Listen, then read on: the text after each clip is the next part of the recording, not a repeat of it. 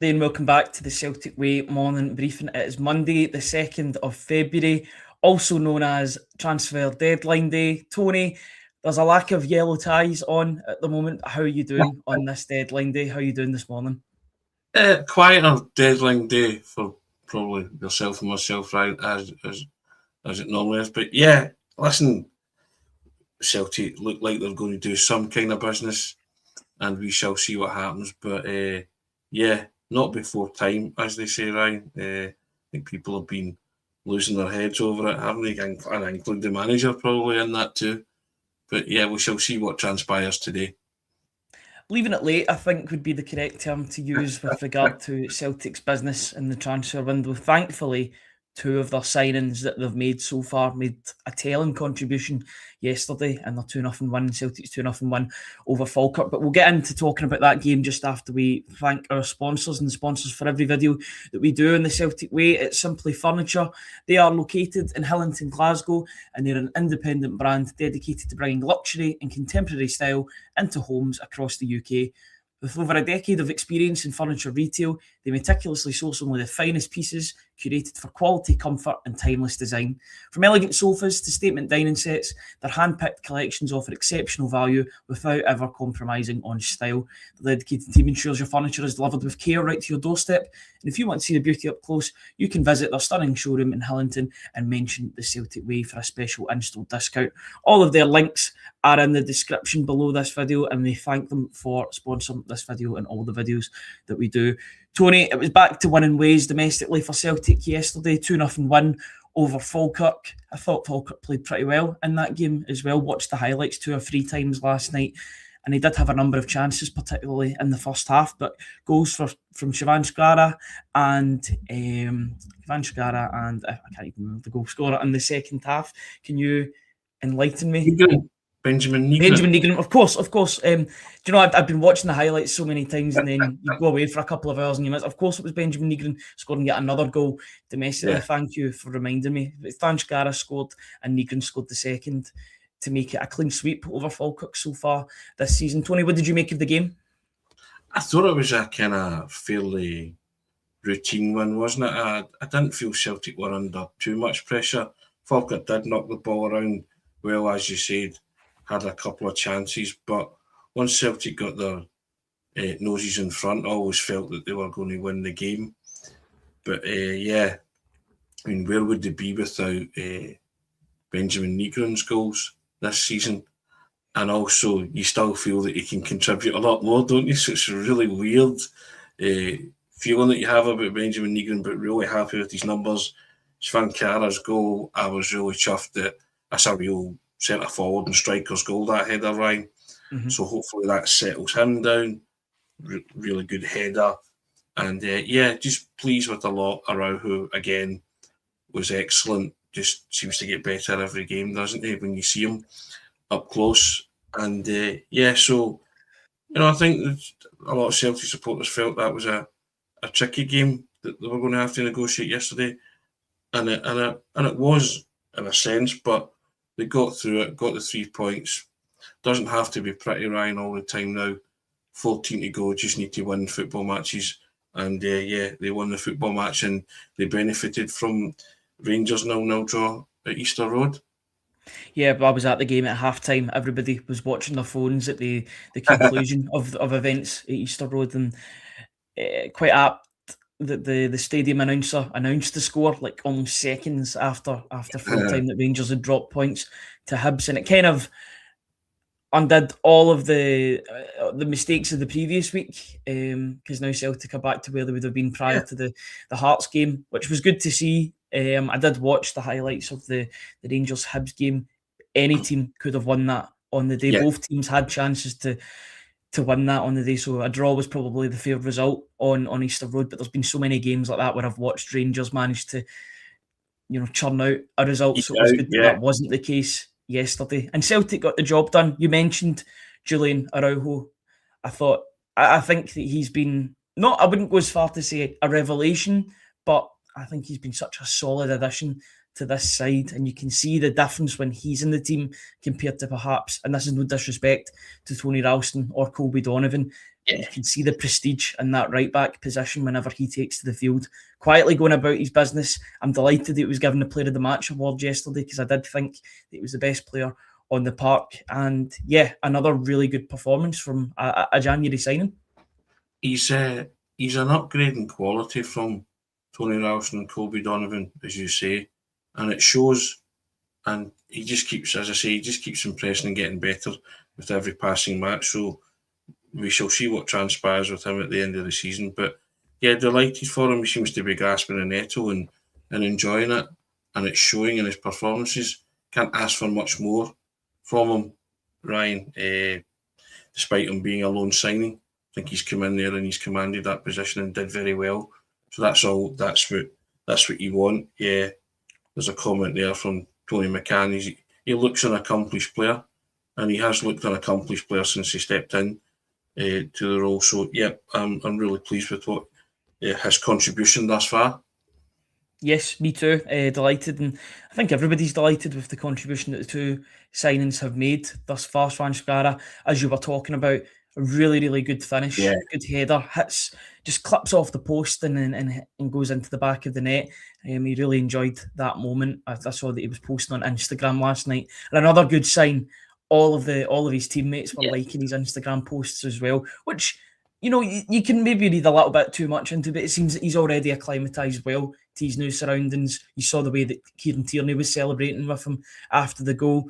There was a lot of talk about Vancara and what sort of persona he was going to bring to the squad. A couple of conflicting reports here and there of his temperament, but thus far he seems to be a pretty good fit in the squad, and two goal contributions in as many games would show that it's been a good start for the Czech Republic striker. Yeah, you need to give people time to settle in, but goals help them settle in. And he was delighted with his goal. And it wasn't just a tap-in, Ryan. It was, as I said, it was a striker's goal. I think somebody in the comments put that it was Chris Sutton-esque, and it was. It was a right good header, really good header. Clever movement. We talk about those behaviours and those idiosyncrasies, Ryan, a lot, but he's got himself into position, he's got himself on the end of the cross, and he's put it away from the goalkeeper. He's guided it away from the goalkeeper, which is a difficult skill in itself. And again, he's just delighted to get that off his back so soon. Now he can relax on it, and all the manager has to say to him, that's what we're after. You have to involve yourself a bit more. You have to link the play up a bit better. But if you can score goals like that every game, then, you won't be too far away, or you won't be too far off it. So, delighted for him. I think he'll delight and frustrate you in equal measure, Ryan. He seems to be one of those kind of strikers for me in terms of his holding up, laying off, and all that kind of stuff. But that'll come. So again, he's another one who, in that short sample size, I'm pleased enough with his contribution. But it has to be ratcheted up a few notches now for me, because you're coming into a huge title runner. Yeah, and I think that he's getting his fitness back as well. He did have a stop-start season when he was on loan in Turkey at the first half of the season. He was talking about that yesterday in his press conference, that it wasn't just being in and out of the squad, it was actually things that were happening off the pitch as well. I read that there was a pay dispute involving the two parties, so he was quite clearly caught in the middle of that. It's been guaranteed that he's going to be paid his wages at Celtic. Of course, that was going to be the case. So that must be a reassuring factor for him, knowing that he will be paid for his work, and thus you would expect a player to do better as a result because of that. Because of it. I mean, it's simple. It's clearly it's simple. A simple way of looking at things, but a player that's comfortable and settled and content in his surroundings will naturally put in better performances because they feel at home. A happy player will perform, Ryan, and a happy player, as you say, wants to be paid for the job that he does. And if there was extenuating circumstances with Vancara's last club, then he's obviously made that abundantly clear. So, and I've said before, with Celtic players, there is this tendency to think, when you compare it to other leagues in the world, that they don't get paid too much. Celtic players are handsomely remunerated. So, that there is this perception that, they're playing for nothing. They're not playing for nothing. They're playing for a lot of money. So it just depends about players' ambition at times if they want to chase the money elsewhere that's on offer. If they're fortunate enough that kind of, or those kind of clubs from different leagues come calling for their services. But whilst you're at Celtic, you are getting paid handsomely to do a job, to make this club successful. And the Celtic fans, all they want for you to do is give 100%. That's Celtic fans' stated aims. They want their club to be successful. And if you're a player for this club, you give your all and be a part of a successful Celtic team. Yeah. Is there anything else that you want to discuss about the game before we get on to talking about probably the main reason why people are on this morning briefing talking about transfers? Is there anything else that you want to discuss before we get on to transfers, Tony? Just from yesterday's game? Job done. I think you have to say, and delighted with Negron. That's 15 for the season, and I still don't think he's a finished article. I said the other day that I think in a better team with better players, Negron would shine as well. I think they would bring him on. So yeah, still think Negron's a bit of a work in progress, but I'm really happy with his figures and his stats. And long may that continue. You would want him to be a work in process and work on the other parts of the game. If he's still contributing goals and assists, he's still being a nuisance for the opposition and being a helper for his current team, which is Celtic, which is good to see. Now I realise that we've got really good numbers this morning, and we always have good numbers, but even more so this morning, and that'll be because it's transfer deadline day, of course. Now it's a little bit different in Scotland, where in most other countries the transfer window will shut at 7 p.m. this evening. At Scotland it's a little bit different because they'll be shutting at 11 o'clock, which could open the door to potentially later moves involving players that haven't made that move in January, that are kind of caught in a bit of a limbo. We spoke about the two players that came in yesterday and have made a contribution in Vancara and Julian Araujo. It would seem that there would be at least two more coming in the door today. Yesterday, Martin O'Neill was talking about medicals happening during his post-match press conference, so it would seem that they're pretty far down the line. Joel Mvuka and Junior Adamu from FC Lorient and Freiburg, respectively. For the former, Joel Mvuka used to play for Bodo Glimt. He actually played for Bodo Glimt against Celtic. There's a picture on his Instagram dating back to 2022 where he's coming up against Ange Postecoglou's Celtic. That deal would be seen as a permanent deal for around £3 million for the Lorient right winger. As for Junior Adamu, that would be an initial loan, though there have been sources speculating that there would be an option to buy inserted into that deal. Two attacking signings, Tony, one on the right wing and one that's kind of flexible, can play anywhere in the front three. Are these positions that you were hoping were addressed by Celtic, and are you happy with the individuals that could be coming in the door? Yeah, first and foremost, you will make a judgment on the individuals coming in the door when you see them in the flesh. You trust Martin O'Neill, you trust Mark Fotheringham, and you trust Sean Maloney at this junction in terms of the recruitment of the players that are coming in, that they've identified them to do a job. Still think lots of Celtic supporters would want, if it can be done, Maswanisi to come in from Motherwell, and I'd still like to think that something that Celtic are working on something late with that. You need all the good players you can get, Ryan, and Maswanisi scored his 18th goal of the season, didn't he? Scored a double on Saturday. So I think he took his tally to 18. I just think at this minute in time, a transfer like that would get everybody on side and it would lift everybody. And I think Celtic need, whilst the two players coming in, the Celtic fans are delighted to see bodies coming in the door. A transfer like Maswanisi would lift everything again. And I think Celtic need that kind of transfer to come in the door to give everybody a real fillip and a real jolt and a shot in the arm. Because they've left it so late. So I just think if they left it so late and announced somebody like Maswanisi, then I think Celtic supporters would be really happy with that. The two positions that you mentioned, I think everybody, me personally, I still want a midfielder and a centre back, Ryan, but I don't think I'm going to get that. And what I want and what I get is two completely different things. But that's just myself. But the lack of structure in terms of the recruitment and strategy is coming back to bite you now, because you're clambering about just now.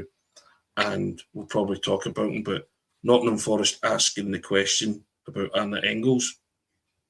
See, if they go to 20 million quid, Ryan, Celtic will sell. Celtic will sell Engels.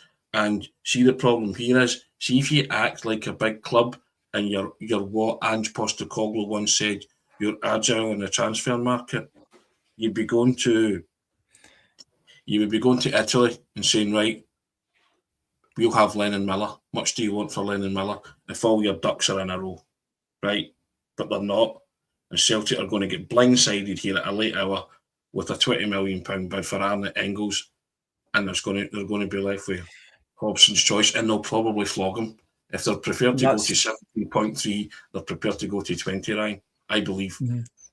It was almost like deja vu to when we heard about Kyogo's departure. When you hear it right after a game, you hear about a bid going in for one of your star players. This time it's Arne Engels to Sean Dyche's Nottingham Forest. We believe that a first bid was rejected, around about 14 million, and that bid has now been upped to around 17 million, which will surely test Celtic's resolve. Celtic have refuted, I believe, both bids, saying that the player's not for sale in this window. But you know as well as I do, Tony, every player's got a price. They've all got a price tag, and if it's met, money talks, absolutely. And you wonder how the board will look at this as well, especially due to the way that Martin O'Neill was speaking after the game yesterday. He was pretty forthright in saying that he wants Arne Engels to stay at the club so long as a team don't bid 100 million for his services, and then the board might have to step in and send him on his merry way. But 20 million, I just look at this in the eyes of the board who got a lot of pressure yesterday and a lot of criticism at the game. I was there, I experienced it. A lot more dissenting voices than usual with regard to the board. You look at the board, look at 20 million. Will they get 20 million again for a player like Arne Engels in the summer when there's more players readily available? I'm not so sure. No. That could be one to potentially keep an eye on. Despite Celtic saying that the player's not for sale, I still think it's one that we've got to keep an eye on until that 7 p.m. deadline this evening. Yeah. If Nottingham Forest want him and they wanted to pay 17.3, paying 20 is a drop in the ocean. That's another 2.7, right? For a cash-rich club in the Premier League, they will do that, and that's what they'll do. That's the way these negotiations will work. They'll probably ask Celtic, what makes you blink? Celtic will say 20 million, and they're just playing a bit of cat and mouse. I fully expect them to try and land Arne Engels, and it leaves Celtic, as I say, in that terrible position whereby it might be too late to get somebody, and it just depends how early a bid like that would come, because I would genuinely be inquiring about it, Lennon Miller, right now, in view of the fact that I don't think Nottingham Forest are going to go away. And what would that be? Tony, just for me, on you go. I feel as if Engels was to leave Celtic, and at the moment he's staying at the club, but things can change very, very quickly in the transfer window, especially on deadline day. Despite, and I underline this point, Celtic saying that he's not for sale in this window, things can happen and things can change very, very quickly, especially when there's serious money on the table. And Celtic have got to consider that, unfortunately. It's where they are as a football club, and if they can find a profit for a player who, let's be honest, splits opinion with a lot of the support, has some good games, has some bad games. People expect more from an £11 million player, so to get a tidy profit on a Belgian international who has been, in his first season was in and out of the side. He's been playing much more in his second season, been featuring a lot more under Martin O'Neill, especially. Celtic have got to consider that, but I would make the point that I think that Celtic needed a midfielder anyway. So if they were to lose a player like Arne Engels, then I'd be looking at two incomings, never mind one. And that worries me, because I looked at Kyogo leaving the club and he wasn't replaced late on in the window. Yes, you brought in Jota, but Jota's a winger, Kyogo's a striker. I worry about Celtic replacing players with like-minded players and similar players at that as well. So that's my main worry. I don't know what's your take on that. I'm without a doubt, Ryan, but the problem is if Anna Engels leaves, yeah, you would need two midfielders. Probably not get enough time to conclude deals for two midfielders. This is the state that Celtic have left themselves in, and they are open themselves up here widely. And this is a transfer window that the optics when you come out of it have to look right, Ryan, because the board do not need any more anger and ire directed at them. You said yesterday that it was pretty toxic towards them yesterday, wasn't it? Mm-hmm. If you're going to come out of this window in certain positions weaker than you were, today, my goodness, that's not even a hard sell. That's Celtic fans will not buy that at all. So if you're in the throes of selling Arne Engels or in negotiation with Nottingham Forest about this, the manager said he doesn't want to go. Need to find out what the players' thoughts are on all of this, because I think that from the Nottingham Forest end, they're saying that the players pretty keen, and they might well be keen because it's something that could get them back in to the Belgian World Cup squad, Ryan, playing in the Premier League. And I think that's the English Premier League, and I think that's a big carrot to dangle in front of a lot of footballers. And whether it doesn't really matter about your thoughts on Arne Engels per se as a footballer, I think he's turned up in flashes for Celtic, but those flashes have been maybe in European games and a bigger platform. I still feel there's a player in there, but you always feel that you need more from him, don't you? And something like 20 million for Arne Engels, which would be a 9 million profit in 18 months, Celtic just wouldn't turn that down, Ryan. You will have to strap yourself in today, because it's going to be one of those kind of days. People refreshing their phones, refreshing their screens and their whatever means of technology they have. But this is an ever-changing picture today. And it's exciting in both ways. Exciting in the fact that who could they bring in, but it's also that nervous excitement about who could actually be going out the door. Yeah.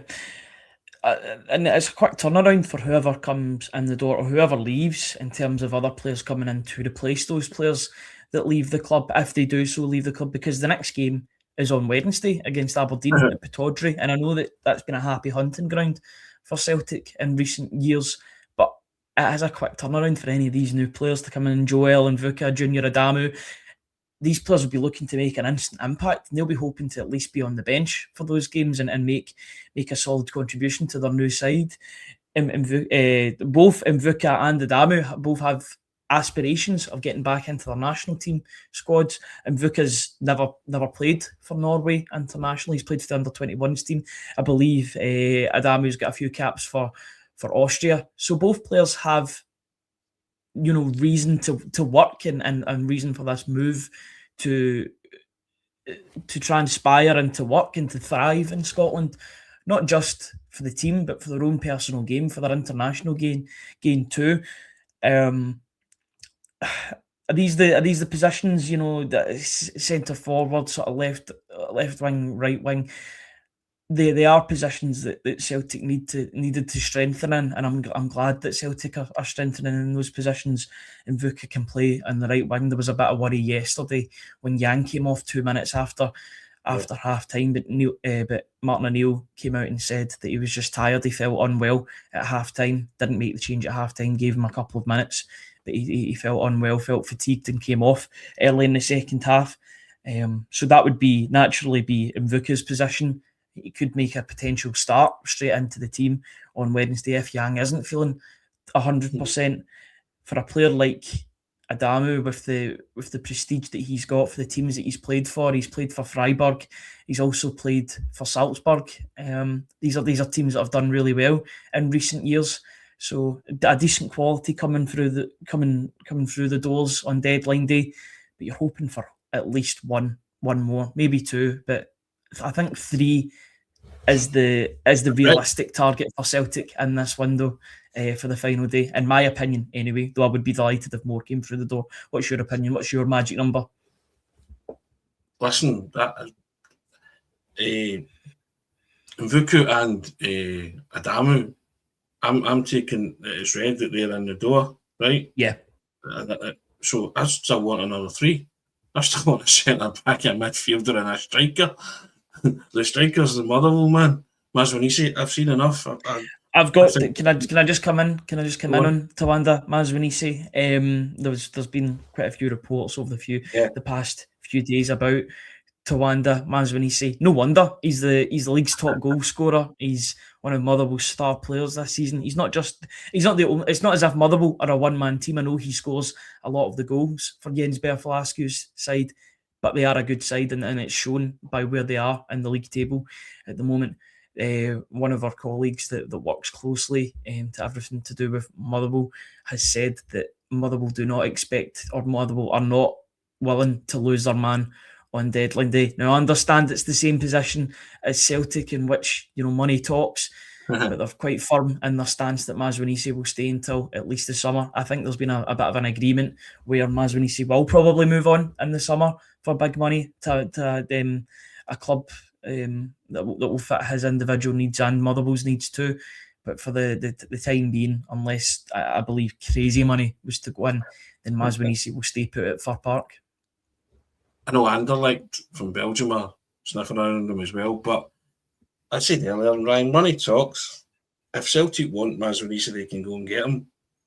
There are other clubs in Scotland also interested in Maswanisi, you know those clubs I'm talking about. So, listen, it's up to yourself.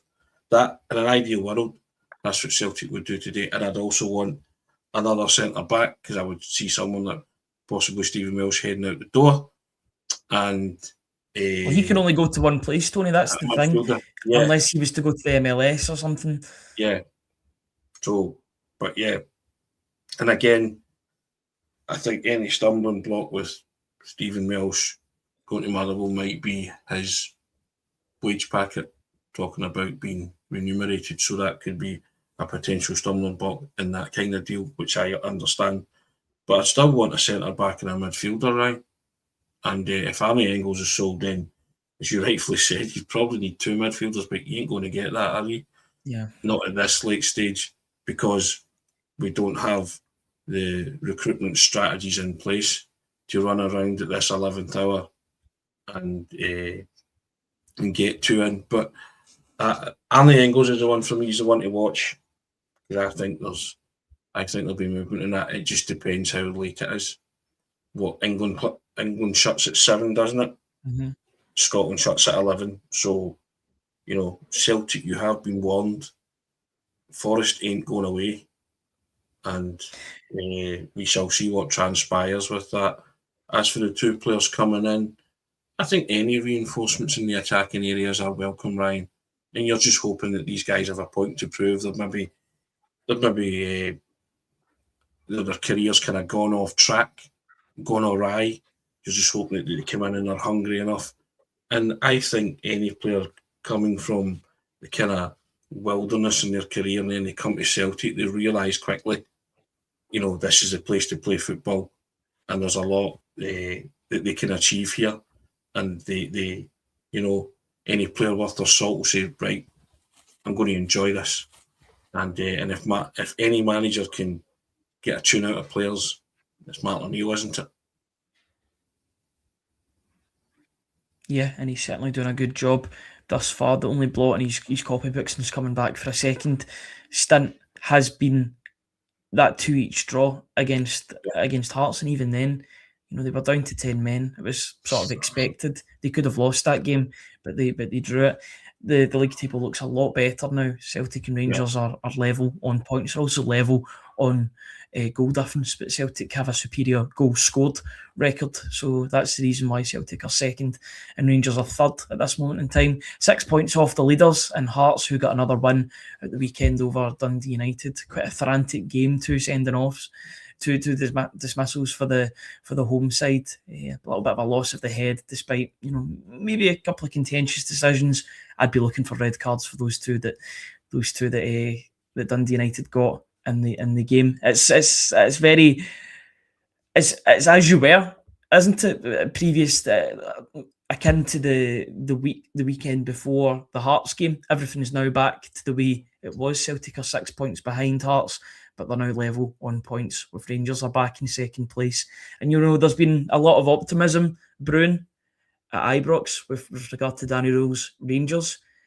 It's important to remember and understand that Celtic and Rangers are on the same points here. I know that's down to the fact that Rangers had such a terrible start under Russell Martin, but Celtic are still in this. They're still in this title race, and if they bring in the required quality, then they're going to make a fist of it from now until the end of the season, you would presume, especially with Martin O'Neill at the helm. But it was very much job done yesterday, and we move on to Wednesday against Aberdeen at Pittodrie. Managerless Aberdeen at Pittodrie, who are still searching for Jimmy Tillene's successor.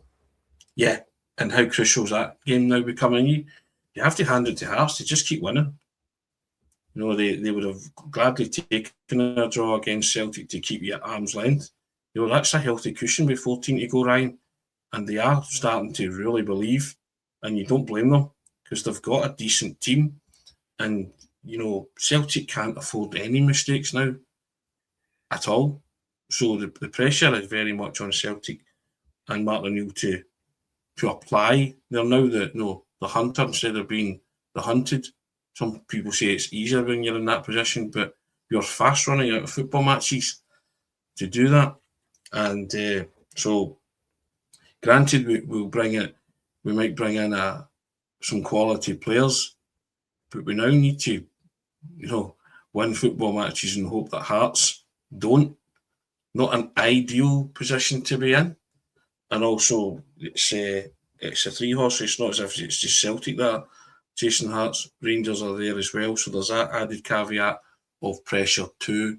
So, yep, it's going to be a monumental title run-in, Ryan, to be fair. And as I say, Hearts just keep doing what's asked of them whenever they're posed questions. And they'll be happy with the way things are ticking along. A 6-point lead at this juncture with 14 to play is, that's healthy enough, especially with the way they're playing. They're grinding it out as well. And, pressure is all on Celtic and Rangers. Well, but for us, the pressure's on Celtic because we don't really care about what Rangers do. It's all about what we do. Yeah, and Hearts play tomorrow, so they could inflict even more pressure on Celtic and Rangers. It could be 9 points before Celtic. Before Celtic, they play St Mirren tomorrow, so that's a pressure situation, even more so for Celtic and Rangers. If Hearts are to win, 9 points is quite a gap before you even kick off. So it would be understandable if there was more pressure. Anything else that you want to speak about, Tony, regarding the transfer window? I believe there'll be a show later with some of the boys in the Celtic Way to discuss the latest news as we get closer to the closure of the transfer window. But is there anything else that you want to discuss? Maybe any potential outgoings that you would maybe want to see, like Sir Johnny Kenny, potentially Paulo Bernardo? Don't think Rio Hatate would make the move this late in the window. Any other outgoings, or is it really just Stephen Welsh that you're looking for a potential late move for him to get more game time? Yeah, possibly Stephen Welsh. As I say, we've spoken about Anna Engels. Maswanisi remains a person of interest, Ryan. You have to ask that question today at some point and back it up with a realistic and firm offer. This just me personally, just my own personal thoughts. But if Arne Engels goes, you're in a big scramble for a midfielder. But I would go to Italy and inquire about Lennon Miller if that scenario unfolds. I'd be the worry on that if you were Lennon Miller's now sort of breaking into the Udinese team at this moment in time, he might see a step to Scotland, a step back to Scotland as that a step back. Yeah, he might. But again, got to ask the question, Ryan. That's if Arne Engels is. And I just don't see Forrest going away. I just don't see them stopping at 17.3. Do you? Let's be honest. They've got all day to work. I feel like on this deal. And I think they've maybe get intimation from Celtic that they're giving it a bit of that. And okay, humming and hawing and thinking, okay, if you go to this X amount, i.e. 20 million, then that's something that we would gladly sanction and consider. I feel like if you're at 17 million on deadline day, you don't stop at 17 million. No, you And don't. it was the same with Matt O'Reilly. I know Matt O'Reilly was far earlier in the transfer window, but Brighton stayed and Brighton put in the required fee to pry Matt O'Reilly away from Celtic. Coincidentally, he'll be returning to Brighton because it seems as if his loan deal with Marseille will be cancelled, and Fabian Hutzler wants to play Matt O'Reilly in the second half of the season. That's totally unrelated to Celtic, but I just thought it was a worthwhile point to bring up. I don't feel as, especially these Premier League teams, I know a lot of them don't do a lot of spending in the final days, but this could be a siren for Nottingham Forest if it does go through, that could potentially keep them up. You know, they're in a relegation battle at the moment and they're willing to throw money at it. I agree with you, Tony. I don't think that they will stop at 17 million. I really feel as if they're going to test Celtic's resolve today. And I'll be waiting and hopefully, you know, in an ideal world, Arne Engels stays at the club until at least the summer. And that's not down to, I want the player to stay. I do want the player to stay. I just don't necessarily trust this recruitment team to find an adequate replacement in the hours that remain, unfortunately. No, not at all. I don't trust anybody in that hierarchy. And then just another thing on that, and the fact that, you know, that deal could go through and then it hits 7 o'clock and all of a sudden Celtic can only bring in potentially a loan signing or a player that's completely out of the picture at his club, and it's all rush in the final hours of the window. It's not an ideal situation to be in, but I do believe, in my own opinion, and this is my own opinion, no one else's, I believe that Celtic's resolve will be tested in the coming hours with regard to Arne Engels. I don't think that Arne Engels will make a big fuss about leaving. I don't believe he's that kind of player. Although I have been wrong before in terms of players actually to make a move out of the club. I do believe that Celtic will be tested in these final hours, and it's up to them to stand firm on whatever bid comes their way, unless they get adequate replacements. I think Celtic's fans' patience will be tested to the limit today, Ryan. How's your heart? Will it hold out? Because I tell you what, my old Gary Dicker's going to be pumping at a ferocious rate of knots during today to see what's going to happen. It's listen, it was ever this. It'll be a real roller coaster of a transfer window for Celtic because of the state that they've left themselves in terms of incomings and outgoings. It's you, as I say, you'll be glued to your phone or your whatever means of technology you get your information from all day, because certain teams ain't going away, and Celtic still need to conclude some decent pieces of business, Ryan. The title is resting on this, and they are 6 points behind Hearts. And, you know, pressure's not on Hearts, pressure's on Celtic. They're chasing. Yep. I'd rather be the hunted than the hunters, I'll be honest, Tony, with regard to this. I'd rather be in Hearts' position. Than where Celtic are. But it's up to them to change it, and they can change it with some good business today, and then they can change it with what happens in the park between now and the end of the season. Tony, it's been a pleasure being on with you this morning. Really enjoyed speaking to you about both events happening both on and off the park. A massive thank you to everybody that's watching this stream live. Just looking at the number in the top left-hand corner, we've currently got 1,330 people, which is incredible numbers. We're sure that you won't be short of Celtic content coming your way today from all the channels involved in Celtic, but we really do appreciate each and every one of you joining us live at 10 o'clock for this show. And if you like what we do and you want to support us just that little bit more, you can hit that subscribe button and get involved in the comments section, the live feed that goes on every single morning when the morning briefings are occurring. All you need to do is hit that subscribe button. It's completely free. If you want to support us just that little bit more on the website side of things, you can go to www.celticway.co.uk/subscribe and get all the latest news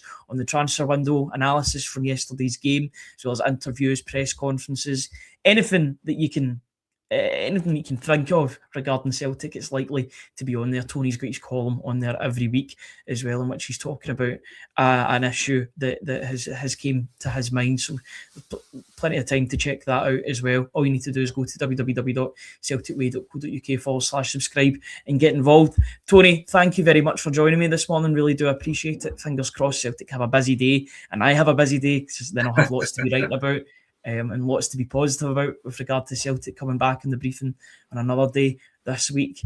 Until then, until whenever the guys are on later on today or tomorrow, a massive thank you to each and every one of you for joining us today, and we'll see you all at the same time tomorrow for the morning briefing. Pleasure, Tony, as always. Thank you to everybody in the comment section. We'll see you all in a little bit. Have a very good day, guys.